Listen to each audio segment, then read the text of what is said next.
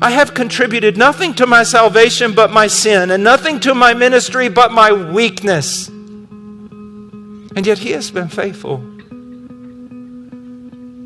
Do I have any regrets?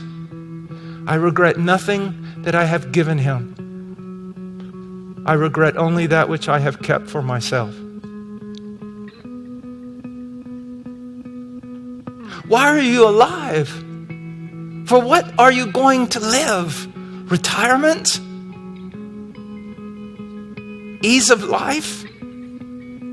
You were made for much more than that. You were made in the Imach Hadei. You were made in the image of God. You are his son and his daughter. You are to grow into that,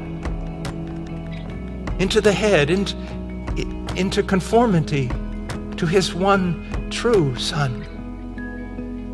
But one of our founding fathers said this: I must study war so that my son can study architecture, so that my grandchildren can study art.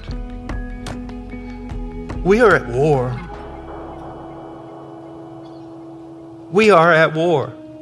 We are behind enemy lines. We are in hostile territory. These are the worst of times. These are the best of times. It's not with a soft pillow that heroes are made. If I had time, in my 40 years, I could go through a list of people that you have never even heard their names.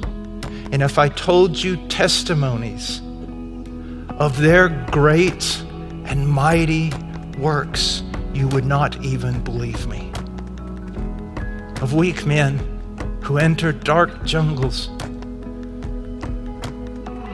of women who defied armies. No, I'm not talking about 300 years ago, 200 years ago. I'm not talking about first century. I'm talking about now. What will you do? What will you do? How then will you live? Will you live for him? And will you live for his people? You know, God gives us families, but there are all these spiritual lessons in families.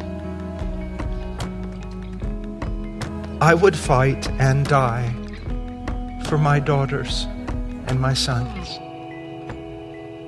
I would fight and die to defend the honor of my mother and my father. I would think myself a coward to do anything else. And you see, here's what you need to understand. I have mothers and fathers and brothers and sisters and sons and daughters in China, in North Korea, in Afghanistan, in the Middle East. I have family that don't even know their family yet because they have not heard the gospel of their salvation. I am older and weaker and sick. Who's going to replace me? Who's going to replace all those others that I have stood beside or watched? Who's going to enter into the battle and suffer incredible pain, but know joy and the power of his presence beyond anything you could imagine? What will you do? We live between two days. The day Christ hung on Calvary, and the day all men will stand before Christ, including us. We live between 2 days. How will those 2 days, those 2 magnificent, terrible days, impact your life? What will you do?